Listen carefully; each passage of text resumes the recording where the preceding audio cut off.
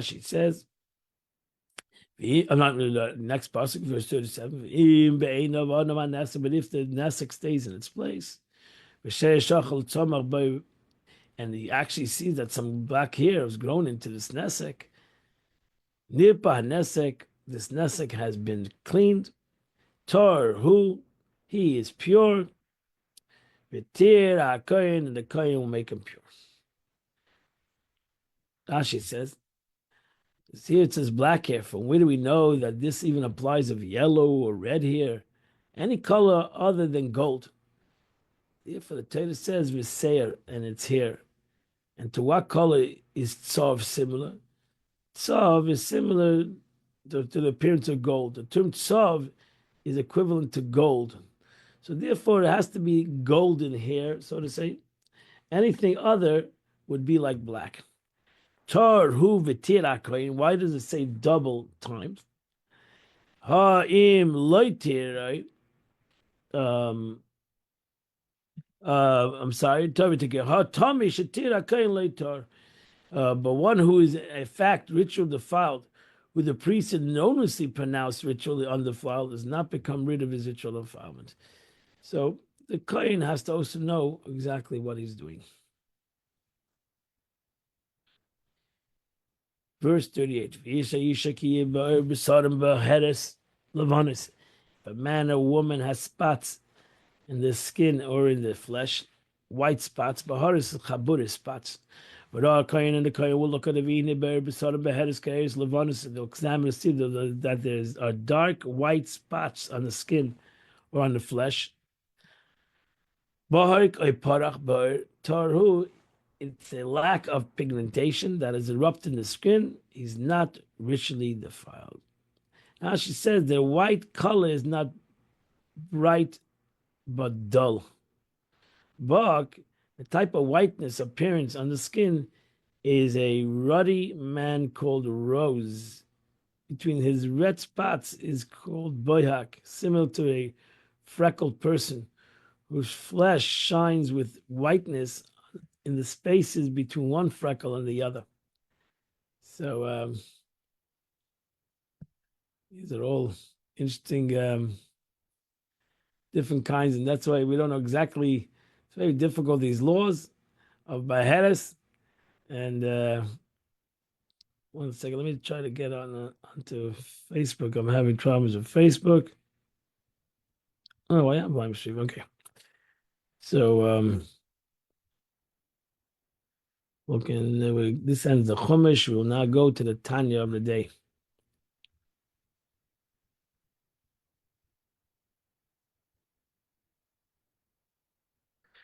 We're in the middle of chapter 43 of Tanya.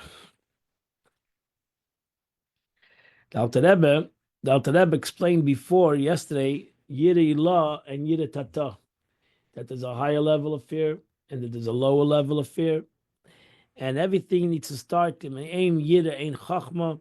If there's no basic concept of fear in the beginning, you'll never come to wisdom. But ultimately, Ein Chachma Ein Yirah. If there's no wisdom, you're not going to come to the higher level of Yirah. Alter Rebbe now explains that also two general levels in love of God. The higher level called Ava Rabba, great love. And this love is a gift from above. It's granted to an individual after he has fully attained the level of Yirei Ilah. You only receive Ava Rabba is if you have Yirei Ilah. This love is so lofty that one cannot hope to achieve it unaided by God. It's a gift. Second level of love is Avas Olam, is attained through the contemplation of God's greatness.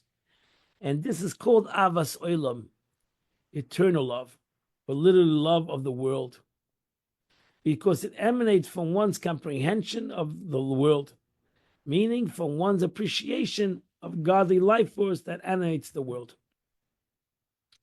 And that's what the Alter Rebbe is going to explain now. In love, yesh tegam kein shtei madreges, there are two levels. Ava Rabba, a great love, or love of delight, an ecstatic love.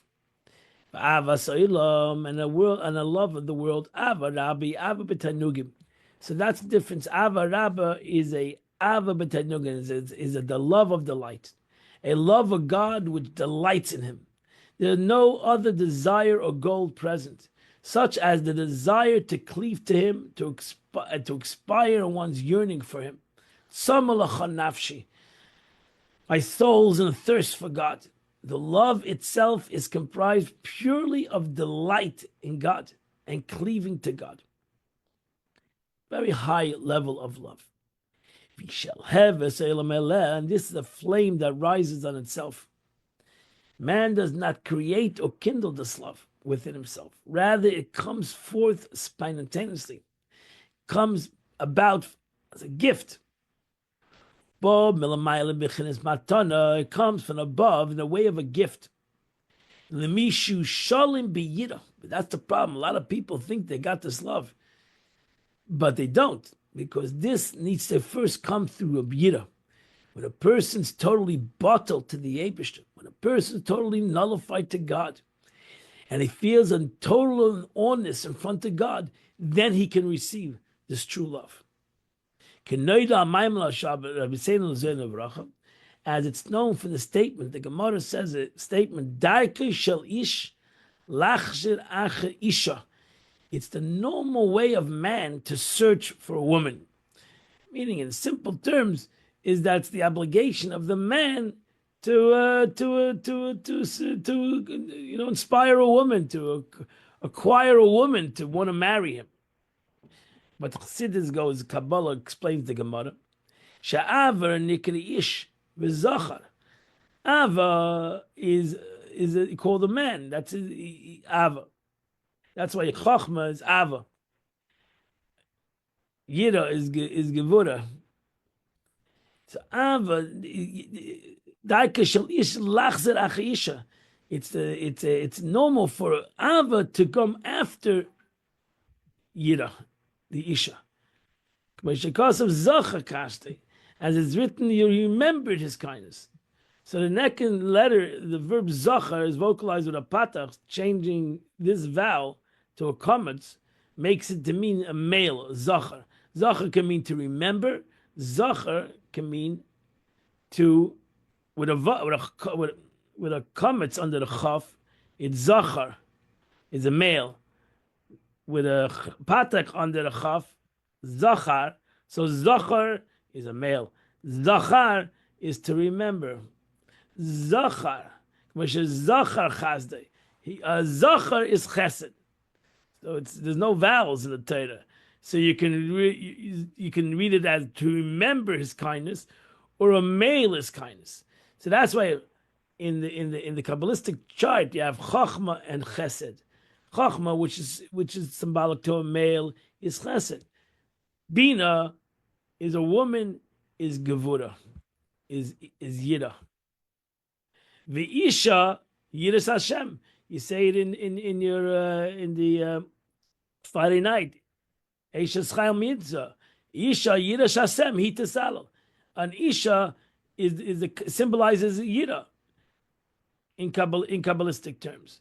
That's why Isha is Bina, is understanding. Isha is Gevura, as it's known, Yira. So the connection between a female and fear of God alludes to the verse that says God-fearing woman. Isha Yiras Hashem hitasalo. A God-fearing woman, that's one who should be praised. This then is the spiritual meaning of the statement of the stages. The way of a man is to search for a woman. Meaning the level of love, man, is revealed from above to search for, where the level of a woman is already present and complete. After you have the Isha, after you have the fear of God, now you can have the male. Now you can have the chesed. Now you might receive the true concept of Ava. Without the prerequisite of yira, fear, it's impossible to receive this ava. You might have a lot of ava to the Eibishter. It comes avas olam. It's all a ava that comes from my contemplation. It's coming from my brain. And therefore, this ava has strings attached. It's limited. Ava Rabba is unlimited because it's an ava betainug.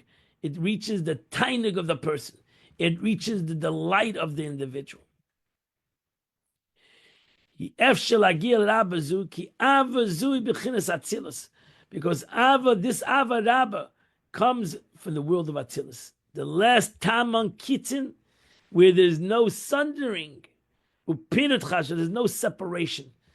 In Atzilus is total unity. So over there, the like an expression, like explained in Atzilus, in the world of emanation, there's no concept, even though there's spheres, there are 10 manifestations there, they are totally united. You cannot see the difference between Chesed and Gevurah. You cannot realize the difference. And that's the avoid of a tzaddik. The true tzaddik has ava b'tainugim. He has unbelievable delight by him. Everything, whether it's ava, whether it's yira, whether it's all one concept. It's all the concept of the service of God and the delight of God.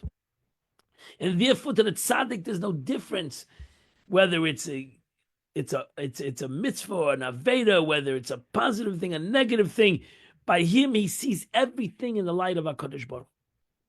So in the world of Atzilus, nothing exists which is separate from godliness. Nothing at that level feels that it exists independently of God. And everything Atzilus is totally nullified to godliness. Understandably, the love that emanates from such a level cannot light upon one whose fear of God is imperfect and who still perceives himself as existing independently of him. Complete self-abnegation is a prerequisite for this level of love. And that's why Yira Ilah, the concept of the highest level of fear, which is the concept of abashment, which is the concept total nullification, which is concept bitul b'metzius, that my existence is God's existence. Can I have maybe the gift? God will give me the gift of ava b'tainugim, that I will have a love of the tainug of HaKadosh Baruch.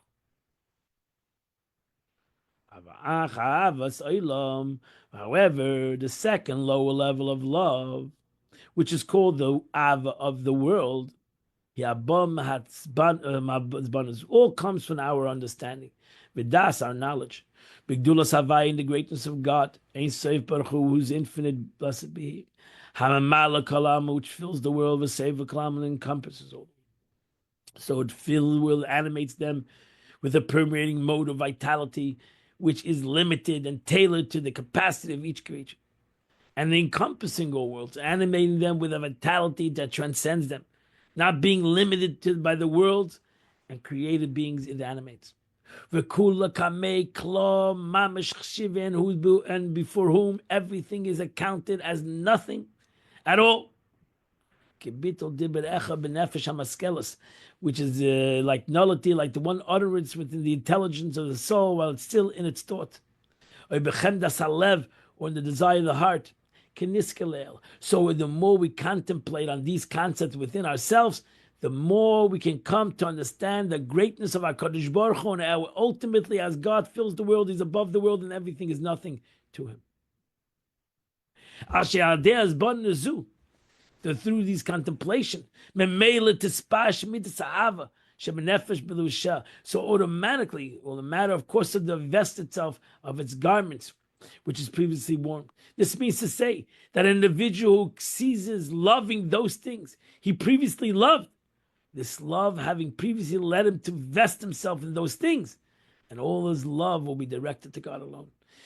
And slowly but surely, the more I can create a love of God and divest myself and separate myself from the loves of this world, the more, that's why it's called the love of the world. I need to slowly but surely chip away the loves and desires of the world to the love and the desire of God. Which means simply, and that's why this is not an easy thing to go do. Even Ava Rabba is a journey. which will, meaning it will not clothe itself in any of the pleasures or enjoyments, whether physical or spiritual. That's why it's very hard to really know who's a tzaddik. Because a person who reaches up to Avas Olam is like a tzaddik. He's a tzaddik. If we can reach up, that's why the expression Bechsidim is alavai beinani, because to reach up to level of, to reach up to this level of Avas Hashem, that I push it through my contemplation and through my meditation, my whole neshama, my whole delight and desires connected to godliness, is a great, unbelievable level. And that's why the Alter Rebbe says the second level is a gift. Many tzaddikim maybe don't receive this gift. That's why the Alter Rebbe said in the beginning of Tanya that there are certain tzaddikim are called b'nei aliyah. Not every tzaddik even receives this kind of a level. This is a tzaddik, the levels that Rabbi Shimon Bar Yochai and Moshe Rabbeinu, etc. Great, great tzaddikim that have the capability. And that's why these tzaddikim were even greater, humble people, because it was a gift. They realized that everything they had was a gift. It was not something they received because of their understanding. It was totally a gift min hashamayim. It was a gift of heaven. Therefore, they gave them even greater humility. But this level, it will not clothe it, that if I can reach up to the level of not that all my desires and all my things, through my contemplation, will not clothe itself in anything of pleasure or enjoyment, whether physical or spiritual, to love it all, to love it, and to will not desire anything whatsoever in the world other than God alone. The source of vitality and all enjoyment. Because ultimately this whole world is nullified. It's all this, I'm having pleasures of this world, it's all bottle. It's all nothing, it's all vanity. That's what King Solomon said, it's all vanity. It's all nothing. It's all the word of God. It's all godliness. It's everything else is vanity. So I'm having pleasures in the world when I should be having pleasures in godliness. There's no comparison. How can I even put the two things together? That's an expression in the Mishnah Pirkei Avos. A person that's learning and says, wow, how beautiful a tree is. How do you put the two together? How do you see, how you're sitting and learning Torah, and you see the beauty of Torah, and now you say how beautiful a tree is. And it is a beautiful tree. But how do you put the two together? How do they come in one expression that while I'm sitting and learning, I say how beautiful a tree is? Even though the tree is beautiful, even though the beauty of the tree is God. But how do you compare the beauty of a tree to the beauty of Torah? It's an embarrassment to the Torah almost. To be able to say how beautiful this tree is. That's like almost like saying you're walking with your wife and you tell her how beautiful another person is. It's an embarrassment. You wouldn't say such a thing. Why? Because it's an embarrassment. You would be embarrassed to say something. That's what the Mishnah says. A person who says he's in the middle of learning Torah and he says, wow, how beautiful a tree is, he's bullshit embarrassing God. And that's the truth. Even though it's a beautiful tree, and even though he says how beautiful God's creation of this tree, there's still no comparison between the Torah learning and his tree, the tree that God created. There's no comparison between God made a beautiful world and to desire the world and to enjoy the world. But for you compare the enjoyment of the world to the enjoyment of godliness, ain't been named klal.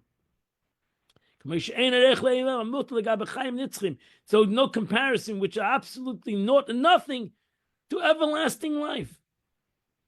So what is the comparison? What is the comparison to something that has a finite to an infinite? There's no comparison. You can't say that we're going to compare the infinite to the finite. How are you going to compare one? One is infinite and one's infinite. One is infinite, one's finite.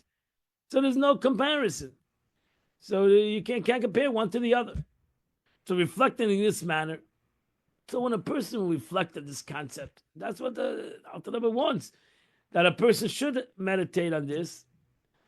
and contemplate it will lead a person to desire God alone. Desire life, desire true life, desire nitzchizdik life, something that's everlasting. Why have a desire in something that's lasting, limited, when we can have a desire? God gave us a capability to have a desire in this world to unlimited concepts. Not to desire any worldly pleasure at all, seeking as he will the source of all pleasures, which is godliness. And trust me, the more a person can accomplish this, the greater the person will be. And there's unlimited amounts of levels in this. As it's written, Mili bashamayim, v'imchile chafatze be'aretz. Who have I in heaven to love other than God? And then the verse goes on saying, there's nothing upon the earth that I desire with you. There's nothing. Meaning that means to say, with you. That is subject and nullified to God. Is not desired as well. I'm not interested in anything, even things that are that the world are batal. I want you. So I'm not here trying to nullify the world. I want the Eibishter. I'm not interested in nullifying the world. I'm not interested in the world. I'm only interested in God. Avas Olam. Well, as the verse says, Kala Seiri Levavi, Tzur Levavi. My flesh and my heart yearns for you. The rock of my heart. As the various levels of love a Jew may attain by contemplating on the greatness on God's greatness. I'll explain even later. So all of the above refers to a person who has love for worldly matters and divests himself of this love. And because of his contemplation of godliness, God's greatness. His love will then be felt for God rather than for mundane things. However, he who is by nature is cold and removed from any feeling of love, whether to God or otherwise, the Kalta Bria, cannot simply transfer this love, his love. It is much more difficult for such a person to awaken a fearing of love for God. So that's why Avasoilam, Avtonim, we have to really create a concept of love in general. We have to create a concept of love. That's why Avas Yisrael is important. Because we have to create an Ava in the world.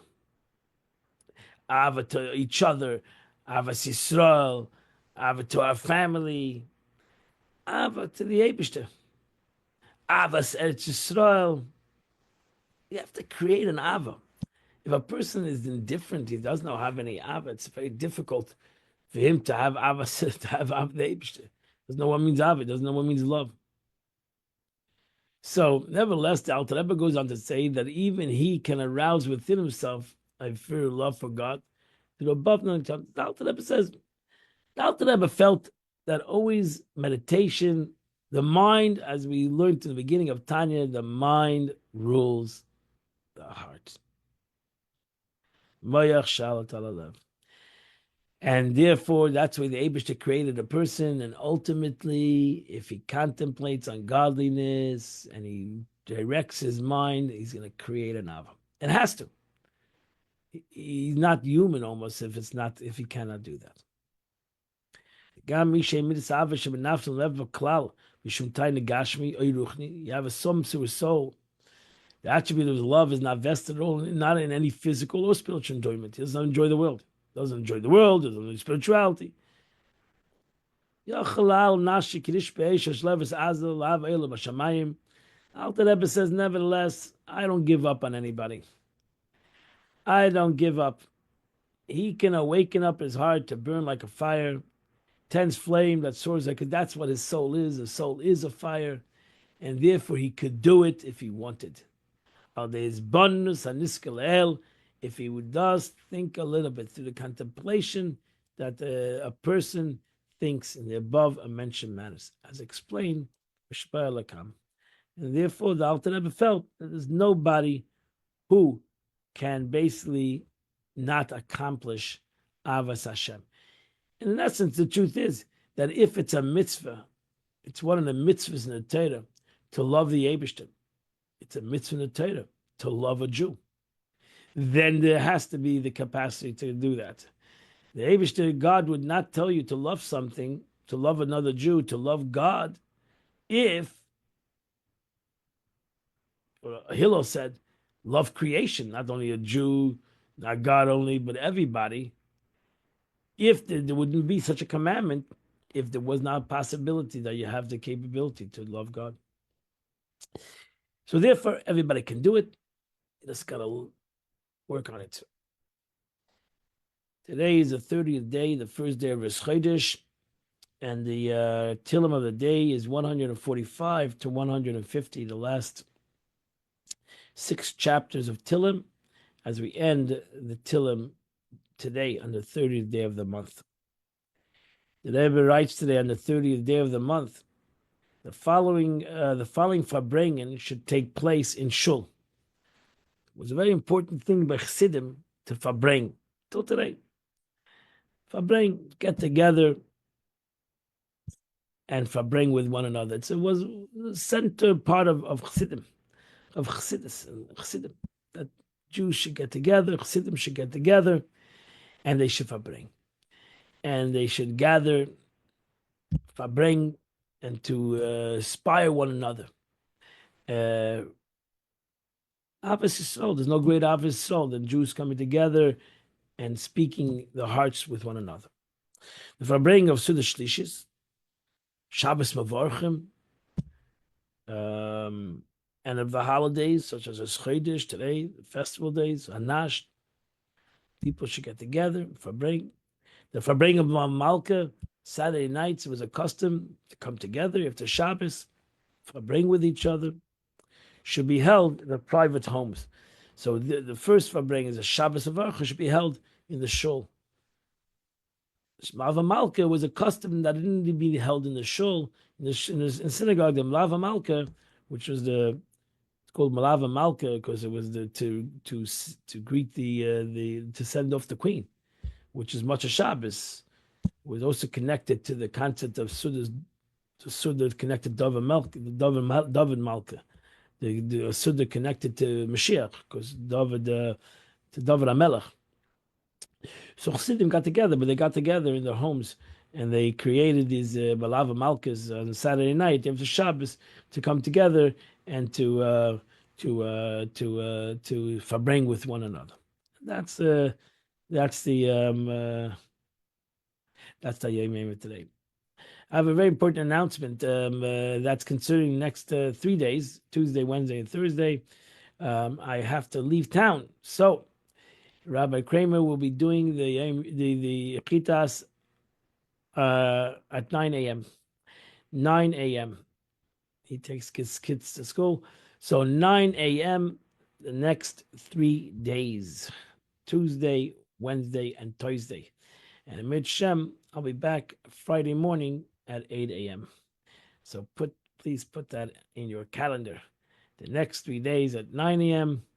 and on Friday we'll come back to 8 a.m. I wish you all a Chodesh Tov, a beautiful Chodesh. This Chodesh is Chodesh Ir, the month of Ir, which every day has a mitzvah, Sfiras Omer, and it stands for, as brought down, Ani Hashem Reifecha, I am God who gives you healing. May God heal us all. May God heal the world. May we merit to only good things and to the ultimate the coming of Mashiach. I wish you all a wonderful and good day.